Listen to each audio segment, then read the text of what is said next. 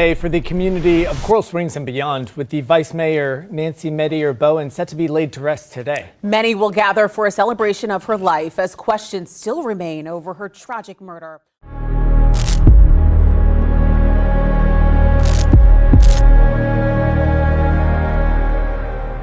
When a community loses someone the way Coral Springs lost Nancy Metayer Bowen, the grief does not stay private.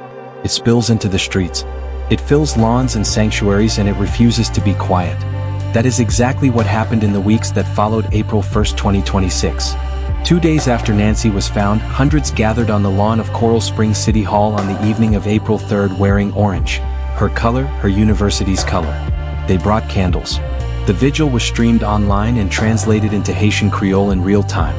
Congressman Jared Moskowitz told the crowd that Nancy would have won her congressional race and that he would go to the floor of the body she had been preparing to join and speak her name there.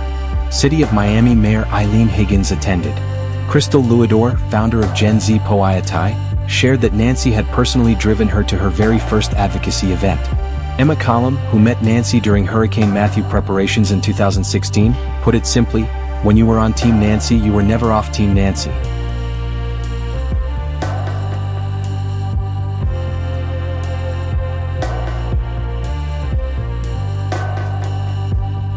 Two weeks later, on April 17th, the formal farewell was held at church by the Glades in Coral Springs. Governor Ron DeSantis ordered flags lowered to half-staff. Nancy arrived in a procession escorted by Coral Springs Police and the Broward Sheriff's Office. The public viewing opened at 11:30 in the morning. At 12:30, the celebration of life began. When her casket was closed beneath white flowers, her family and the crowd wailed together, grief expressed openly, the way Haitian tradition has always allowed it. Pastor David opened with prayer. Commissioner Joshua Simmons delivered the civic tribute, closing with the line the room carried out with them. She did not just sit at the table, she made the table bigger. City Manager Catherine Givens presented the flag. Pastor Getro Dorville led scripture. Richard Brookshire, Nancy's childhood friend and former husband, delivered the eulogy. Her sister Jennifer Metayer Smith spoke about the big sister who was always one call away. Cousin Santra Dennis spoke. Gerline Yosef of the Haitian Bridge Alliance honored her advocacy for immigrant communities. State Representative Marie Woodson closed the service with Nancy's Haitian Creole phrase, "Anson nous aussi l'ami. Anson nous aussi espoir. Together we are the light. Together we are the hope." Seated in the front row were her parents Misseline and Marley, her grandmother Marie-Theresa Maxime, her brother Francelin, her sister Jennifer and husband Alton, and her nieces and nephew, Zahari, Zuri, Briella, Isaiah, and Dion Luke. This family had buried Donovan 4 months earlier.